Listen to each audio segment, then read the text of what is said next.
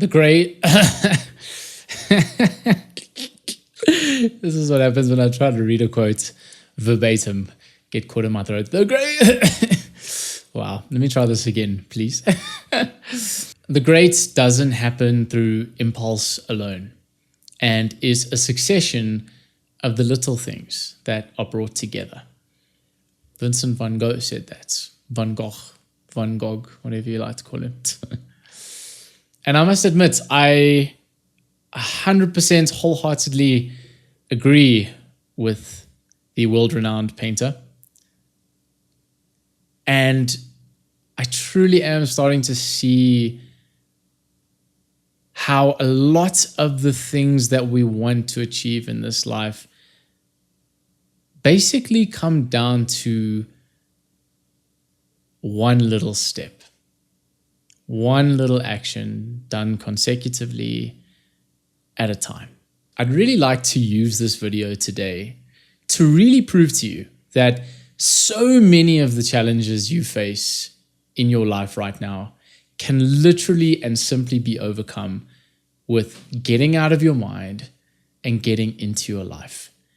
And to do this, all you need to do, as simple and stupid as it sounds and paradoxical as it sounds, is just do. Stop thinking, stop fantasizing, stop strategizing, identify, not even that. I was going to say identify what you have to do. Screw that. Don't even identify. Just do. Take that little succession of action, as Vincent van Gogh said. Because as I said, and even going back to the quote, great things don't happen through impulse alone, through motivation, through desire, through dreaming, goal setting. Those things can actually be the very things that hold you back from making progress in your life, but also from finding happiness in this very moment, right here and right now. There are two words that I love so much, partially because they are very funny, at least to me, a little bit rude, but they really sum up, at least in my arguments, they sum up the two biggest struggles that most of us face when it comes to not taking action, when it comes to not doing the things that we know we should be doing that would ultimately benefit our lives. And these two words are procrastination and mental masturbation, right?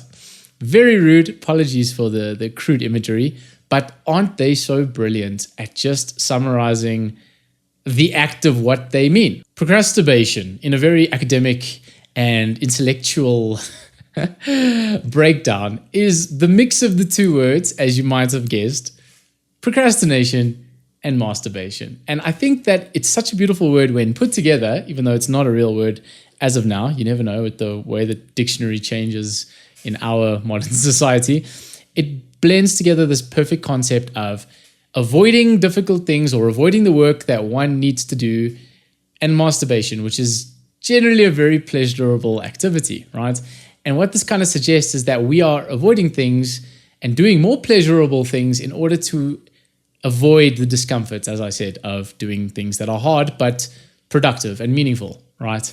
And a lot of us can actually get off on this kind of stuff. You know, when we procrastinate, we kind of get this thrill of like, oh, you know, I know I should be doing this, but let's go and meet up with friends, or let's watch TV, or let's go and drink, and let's go and party, you know.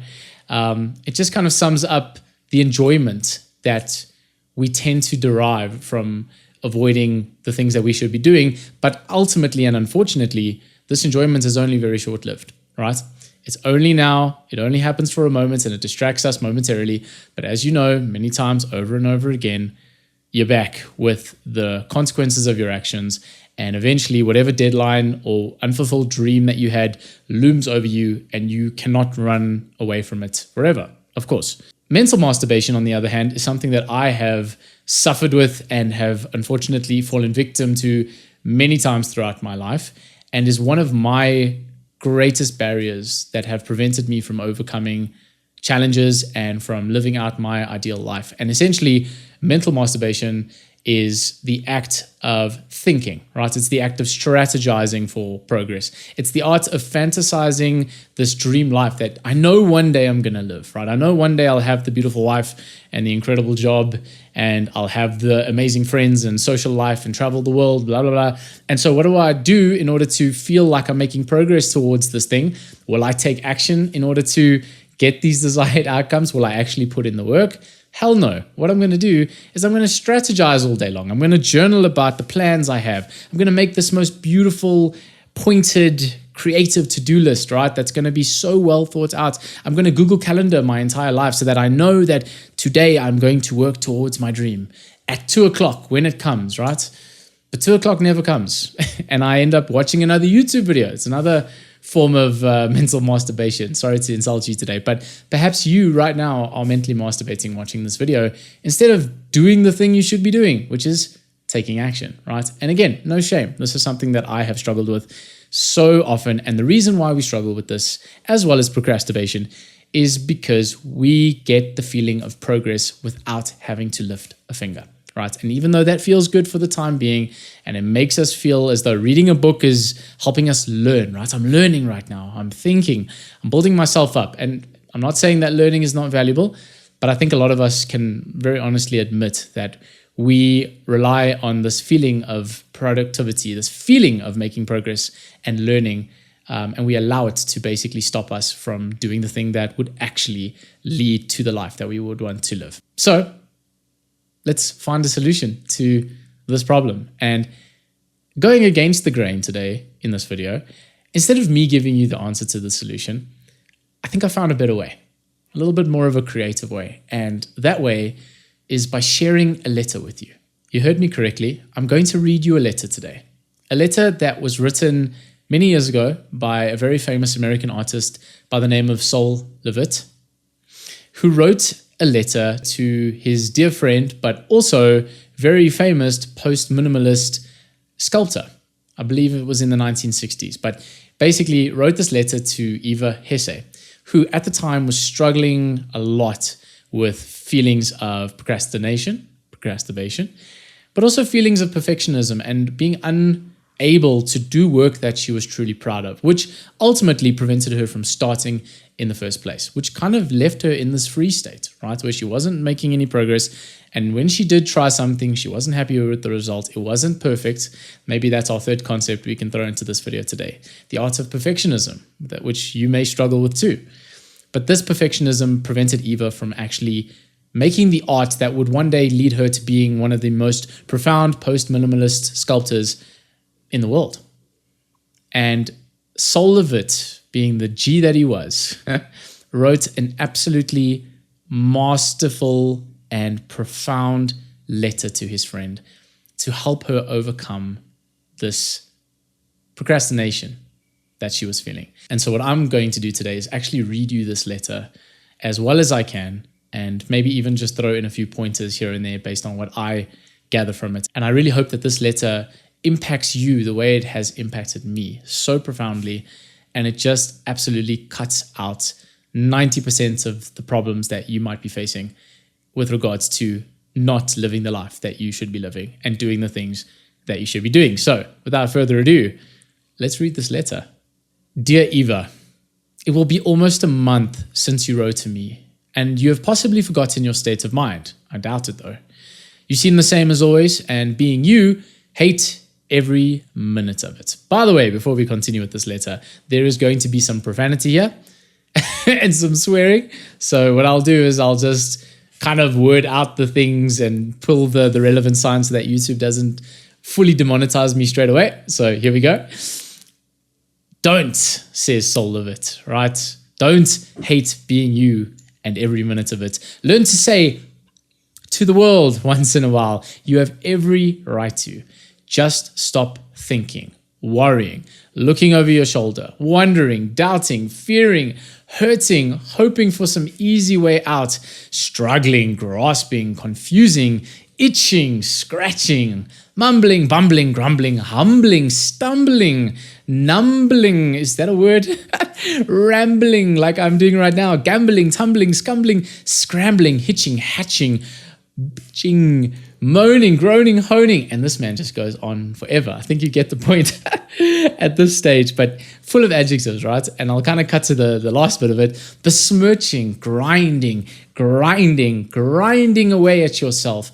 Stop it and just do. Just do, right? From your description and from what I know of your previous work and your ability, the work you are doing sounds very good. Drawing, clean, clear, but crazy like machines. Larger and bolder, real nonsense. That sounds fine. Wonderful. Real nonsense. Do more. More nonsensical, more crazy, more machines, more breasts, more penises. I'm not going to say that word. Whatever, make them abound with nonsense. Try and tickle something inside you, your weird humor. You belong in the most secret part of you. Don't worry about cool. Make your own uncool. Make your own world. If you fear, make it work for you. Draw and paint your fear and anxiety. And stop worrying about big, deep things such as to decide on a purpose and a way of life. A consistent approach to even some impossible or even an imagined end. You must practice being stupid, dumb, unthinking, empty. Then you will be able to, say it with me, do. I have so much confidence in you. And even though you are tormenting yourself, the work you do is very good. Try to do some bad work, the worst you can think of, and see what happens. But mainly, relax and let everything go to hell. You are not responsible for the world. You are only responsible for your work. So do it. And don't think that your work has to conform to any preconceived form or idea or flavor. It can be anything you want it to be.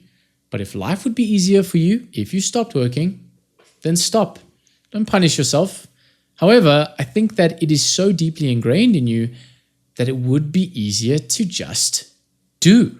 I think we're starting to get the point already in terms of what Sol is trying to get across to Eva. Firstly, that procrastination and perfectionism kills, like absolutely demolishes creativity, right? You are unable to get weird with it, right? Get funky with things and try a bunch of different strategies to see what sticks, especially in the creative field. But not only does this apply in a creativity-like field, it applies in your everyday life. And you've got to ask yourself, what are things that I'm doing right now in terms of avoidance, in terms of procrastination, in terms of mental masturbation that I'm doing to avoid this feeling of failing, this feeling of my work is not good enough, so I may as well not do it in the first place. And ask yourself, on top of this, why are you so afraid to do bad work? Like Sol says, do some bad work for a change. Get comfortable, essentially, with failing. Get comfortable knowing that not everything you touch is going to metaphorically turn to gold, right? There's no Midas touch here. You are going to have moments where it is just shit. I think Ed Sheeran even said in one of his most famous interviews that, he just used to like absolutely just shit out all this garbage music. It was like a dirty tap, right? He would just get it out of his system and eventually some clean water would come through, right? And those were the hit songs. Then there would be more garbage and more dirty water coming out and then there'd be a bit of clean water. The point he was trying to make is that you'll never get to the clean water if you're not willing to get the dirty stuff out first. You need to start becoming comfortable with failure, with bad work, with suboptimal work, because that is what's going to allow you to grow, to be creative, and to ultimately succeed. It's as simple as that. But we get in our own way because we think, and we try to plan and strategize and avoid any possibility of failure. And that's another thing you got to ask yourself about. Why are you so attached to this need to be perfect all the time? Why can you not be seen to yourself and to others as a failure, as less than perfect? What are you running from, my friend? Food for thought. Let's continue with the letter. This is a funny part of the whole write-up where he says, it seems I do understand your attitude somewhat anyway, because I go through a similar process every so often myself, right? So he's pointing out here We all have this, right? You should not be ashamed of this agonizing reappraisal of his work that Sol describes here, right? We all feel as though we need to be perfect, and we all feel as though we need to have our ducks in a row and the best work before we can even dream about putting it out there. But that's a human experience. The people that actually make profound art, that make progress in the world and in their goals, are the ones that are willing to make no progress at all. The ones that are willing to fail so often and be seen as terrible and to produce work that is not up to standard, because it is that work that leads to the gold mine. It is that work that leads to their success. I love that. And he tries to change everything as much as possible and hate everything I've done and try to do something entirely different and better. We all do it, right? Maybe that kind of process is necessary to me, pushing me on and on. The feeling that I can do better than the shit I just did. Maybe you need your agony to accomplish what you do. And maybe it goads you on to do better. See, I'm willing to mess up this letter right now, and I'm not going to edit it out because I want you to see this chaotic, beautiful reading of just do, right? Practice what you preach, I guess. But it is very painful, I know. It would be better if you had the confidence just to do the stuff and not even think about it. Would be nice, right? Can't you leave the world and art alone, and also quit fondling your ego? Huge point here. I know that you or anyone can only work so much, and the rest of the time you are left with your thoughts. Again, coming back to what we said in the beginning, it's your mind that keeps you trapped. It's because you listen to the thoughts that go on in your head. You're not good enough. You're not ready yet. You should put this off for tomorrow. It's living in our minds and not living in our lives that keeps us stuck. And also, I love that Sol mentioned, quit fondling your ego. A lot of the times, the reason why we don't do the work and the things that push us forward is because we're trying to protect this very ambiguous sense of self, this very braggadocious sense of self that we try to uphold in the eyes of others. But again, we can't control the way the world sees us or our work. We could do something brilliant and the world could absolutely just say that is crap, you know? So it's the ego that prevents us from doing the work we should be doing. How long are you going to allow your ego to stop you from realizing your full and actual potential? Interesting questions. But when you work, so this is some very nice practical advice that Sol gives you, but when you work or before your work, you have to empty your mind and concentrate on what you are doing. So simple. The way I like to do this, little pro tip, is meditate. I like to meditate right before any deep work session, even before doing these videos, partially because I get so worked up and so I need to start with a more calmer demeanor. But it just really helps me to just get all of this stuff out my head, all these things that I'm worried about and the to-do list for later and the work that I haven't done. It just gets me here so I can give you the best of myself and the best advice and assistance possible. Meditation is a great way to kind of clear those thoughts. So I use it as a ritual before I work and highly would encourage you to do the same. Anyways, after you do something, it is done and that's it. That's that, right? After a while, you can see some are better than others, right? But also you can see what direction you are going. I'm sure you know all of that. I'm sure you do. You also must know that you don't have to justify your work, not even to yourself. So poetic and so beautiful. Well, you know I admire your work greatly, and I can't understand why you are so bothered by it. But you can see the next ones, and I can't. You also must believe in your ability. I think you do. Deep down, you watching this video, I think you know you're capable of more. You're capable of doing great things. When is it that you're going to recognize that capability and that potential? Because I and nobody else can do it for you. It's something you have to decide in yourself and start to even slightly reflect upon from time to time. So try the most outrageous things you can. Shock yourself. You have at your power the ability to do anything. I really hope that this letter has revealed a lot of very simple truths to you today, but these simple truths can really help you move the needle if you really take them to heart. And just, if I had to sum this all up, right, if you're looking for a catchphrase to use after reading this letter and hearing me speak it today, is get out of your mind and get into your life and be willing to show up as less than perfect. You know exactly what it is you want to do. You know the dreams you have. the ambitions you want to strive for, the things you want to check off on this bucket list of yours in this one very, very short life that you have. Put a card up here to a video I did recently on the shortness of life and how you might realize very existentially that you don't have as much time as you think. It's your job. It's your responsibility and your right and everything. It means everything to you to realize this truth that life is not going to be here forever. And so the more you delay yourself and the more you come up with these imaginary beliefs of why you can't and shouldn't be doing the things you know on a fundamental level you want to be doing and should be doing, the more time you waste and the more regrets you'll have at the end of this beautiful journey. And I don't want you or me to have any of those regrets. So get clarity. Get clarity on what it is that you want. And despite me telling you in this video to just do, right? That is the core takeaway. Just take 5 minutes after this video and decide. This is the last 5 to 10, maybe 15 minutes that I'm going to decide what it is that I want for myself in my life. Get absolutely clear. Listen to your heart. Listen to your gut. You'll know deep down what it is you need to be doing. Even if it's right now. You don't have to know the purpose for the rest of your life. But if you can just figure out right now, I want to be pursuing this direction, get clarity on that. And without a moment's hesitation, close the journal, close the laptop, and just do.